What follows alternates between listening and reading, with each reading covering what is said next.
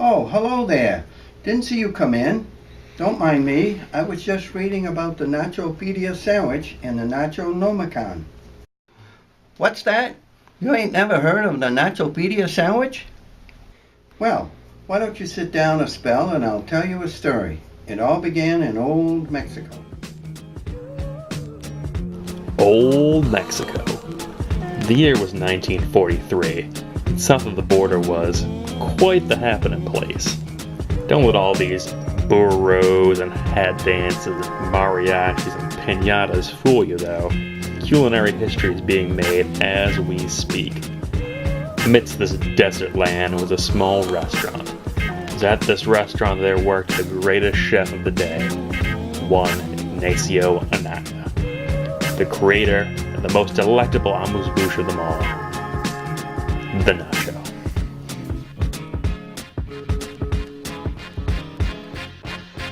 Now, absolutely no one can deny that nachos are the utmost and absolute pinnacle of finger food evolution, and to do so would be just foolish and illogical. However, there was just one teeny tiny little problem, and it was the same as the answer to the following clever child's riddle. What do you call the fingers of another person? Answer: nacho fingers. Since the birth of the nacho in 1943, nacho eaters have been plagued with the formerly delicious, cheesy, chippy remains of their Mexican edible delights encrusted to their fingers long after their meal was over, like a Tex-Mex Lady Macbeth. While most people would be disgusted to be carrying around the quickly moldering foodstuffs affixed to their digits, there were aberrations. There were some deviant proto-humans existing in the world who loved the smell of the glop on their fingers, reminding them for hours afterwards of the scrumptious meal they had just eaten. Fortunately, they were few and far between, shunned, and rightly so, by other upstanding members of society for their own personal insanities. There was not a nacho-eating soul alive nor dead that wasn't personally affected by the nacho fingers, but Ignacio was hit hardest of all. His patented nacho gauntlets prevented him from suffering personally, but he was so empathically linked with his own creation that every person that cried out in pain was like a tiny pinprick in his heart. The agony was too much for him. He wasn't able to sleep, he wasn't able to cook, he wasn't able to love. Slowly, the ongoing attacks to his psyche drove him to the realms of madness and beyond. But not even the sweet surcease of insanity could stop the pain, and it grew so much that it drove him sane once more. Regaining his composure, faculties, he knew something must be done. Now was the time to act. Now was the time to kick some ass. Now was the time to solve the nacho problem once and for all. For untold years, Ignacio struggled night and day, working his fingers to the bone, trying to find a solution to the problem that was nacho fingers. He consulted every manual written on nachos and fingers. He spent hours and hours working on alchemical elixirs and tinctures to cure the horrible problem, but nothing.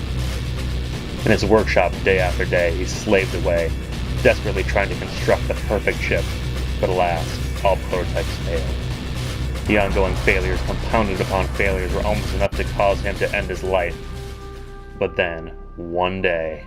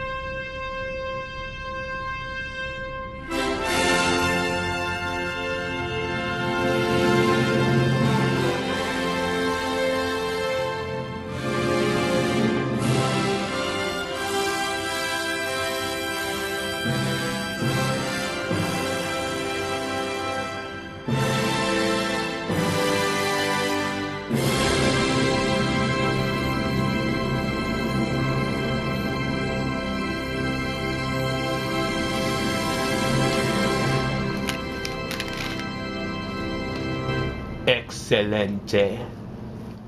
With those 2 slices of bread, Ignacio had solved the problem.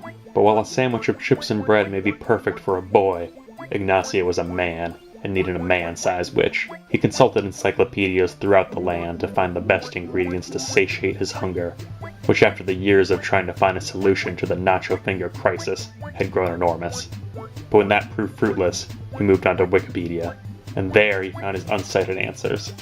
He immediately ran to the Nachonomicon to chronicle the recipe. 2 slices bread, large-sized and white. A small handful of tortilla chips. The brand used is unimportant. Slice of pepper jack cheese, because nachos should be spicy. A handful of hot grilled steak, the meat that meat is made of, useful to melt the cheese. Onions, because you'll be eating a delicious sandwich, not making out with a loved one. Pico de gallo, because frankly, it's fun to say. Jalapenos, since naturally it's not spicy enough as it is. Cilantro, for color.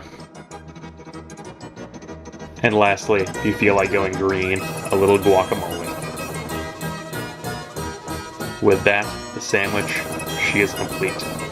Like a jewel in the sun, behold her many facets. With all the research put into it, and the fact that it's the definitive treatise on nachos, only one title is fitting for a sandwich of its caliber. The Nachopedia.